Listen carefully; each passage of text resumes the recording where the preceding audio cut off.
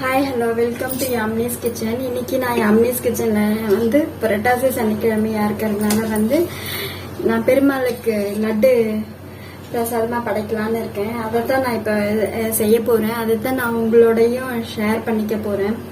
நான் கரெக்டாக இப்போ ஒரு கப்பு கடலை மாவு எடுத்திருக்கேன். அதை சலிச்சு வச்சுருக்கேன். ஒரு கப் கடலை மாவு இதில் தான் அளந்தேன், சலிச்சு வச்சுருக்கேன். இதே கப்பில் ஒரு கப் சீனி எடுத்திருக்கேன். அப்புறம் நம்ம பூந்தி செய்யணும்ல, அதுக்கு நெய் விட்டுருக்கேன். கடாயில் நெய் விட்டுருக்கேன்.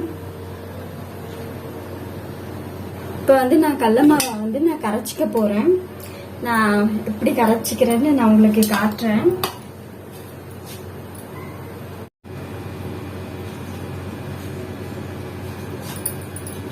நான் கடல மாவு எடுத்து பாத்திரத்துல கொட்டிக்கிட்டேன். கரைச்சிக்க போறேன். இதுல நான் ஒண்ணுமே ஆட் பண்ணல, உப்பும் ஆட் பண்ணல, பேக்கிங் பவுடர், பேக்கிங் சோடா அந்த மாதிரி நான் எதுவுமே ஆட் பண்ணல. நான் வெறும் தண்ணியை மட்டும் நான் ஆட் பண்றேன். தோசை மாவு பதத்துக்கு நம்ம கரைச்சிக்கிட்டா போதும்.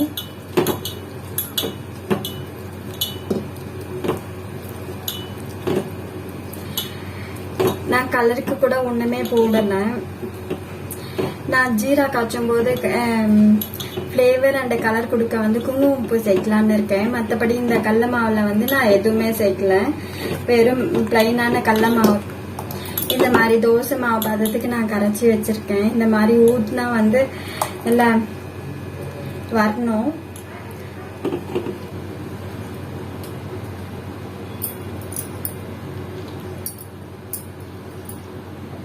நான் இப்போ நெய் காய வச்சிருக்கேன். நான் கொஞ்சமா முந்திரியும் பாதாமும் எடுத்து வச்சிருக்கேன். நான் வறுத்துக்க போறேன்.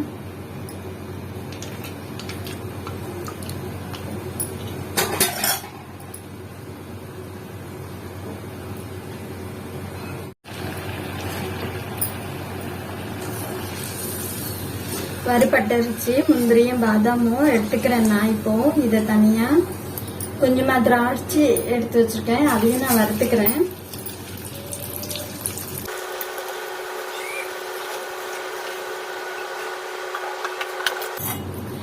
இப்ப நான் பூந்தி செய்ய இந்த மாதிரி ஒரு வடிகட்டி எடுத்திருக்கேன்.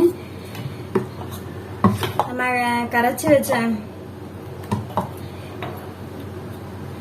கடல மாவை இந்த மாதிரி ஒரு கரண்டியில எடுத்திருக்கேன். இதோட இப்ப ஊத்திக்கிறேன். அதுவே தானா விழுது, தொட்டு தொட்டா நல்லா விழுது, அதுவே தானா.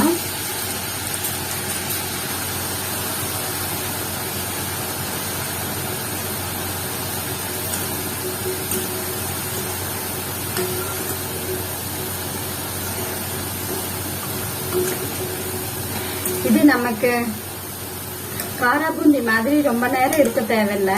நம்ம போட்ட உடனே எடுத்துடலாம்.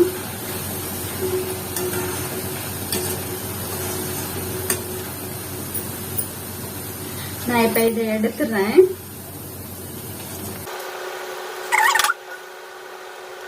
மத்த பூந்தியும் நான் போட்டுட்டு நான் காட்டுறேன் உங்களுக்கு.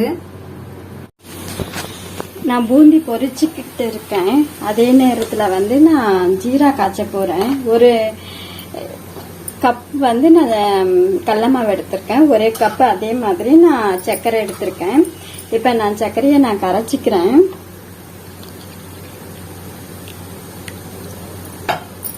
ஒரு கப் தண்ணி விட்டுருக்கேன். இதை நான் இப்ப கரைச்சி ஜீராவா காய்ச்சிக்கிறேன்.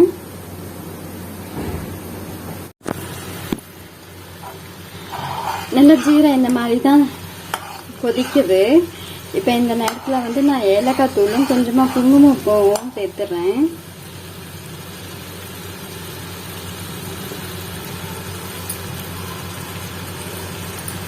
நான் குங்குமம் உப்பு சேர்க்கிறேன்.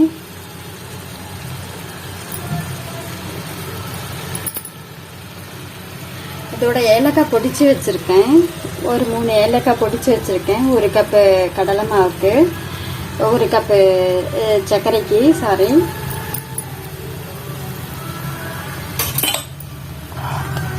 நான் இப்ப மிக்ஸ் பண்றேன்.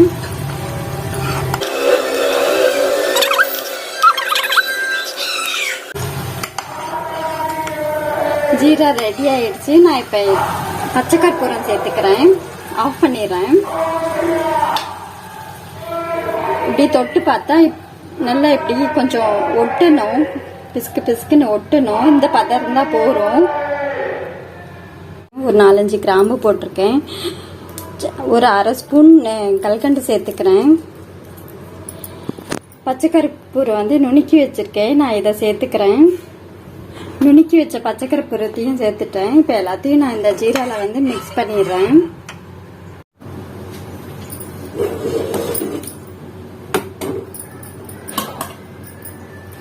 நம்ம பூந்தி பொரிக்கும் போது லாஸ்ட்ல இந்த மாதிரிலாம் வர்றதுக்கு சான்ஸ் இருக்கு. நம்ம தொடச்சி ஊற்றும் போது, பாத்திரத்துல இருந்து தொடச்சி ஊற்றும் போது இந்த மாதிரி வரதுக்கு சான்ஸ் இருக்கு. நம்ம பயப்பட தேவையில்லை. இதெல்லாம் நம்ம ஜீரால போட்டு ஊற போடும் போது எல்லாம் தனித்தனியா பிரிஞ்சிரும். நான் இப்ப இதை நான் ஜீராக்குள்ள கொட்டிடுறேன் மொத்தமா.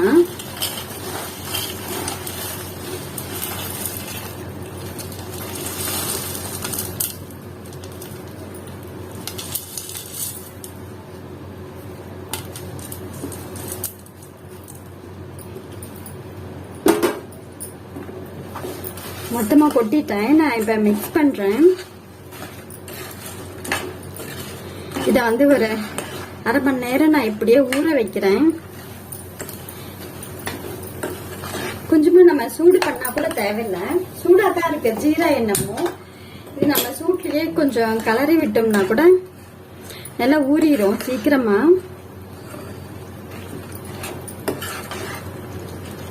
நல்ல மணமா இருக்கு. நெய்ல பொரிச்சதுனால பூந்தி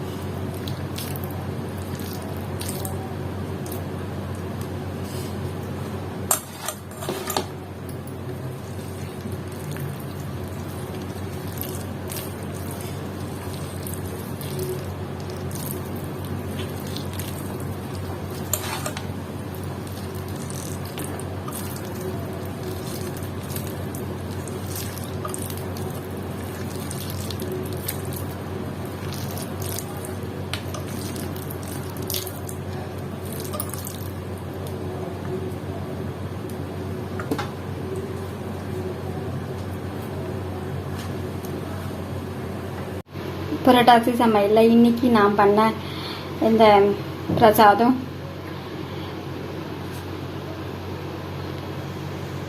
ரொம்ப டேஸ்டா இருக்கும்னு நினைக்கிறேன். நீங்களும் செஞ்சு பாருங்க. ரொம்ப மனமாவும் இருக்கு. எக்ஸாக்டா நமக்கு திருப்பதியில பண்ற லட்டு டேஸ்ட் வரலைன்னாலும் கண்டிப்பா ஓரளவுக்கு நம்ம கையால நம்ம செஞ்சு சாமிக்கு இன்னைக்கு படைச்சோன்ற திருப்தி இருக்கும். நீங்களும் செஞ்சு பாருங்க.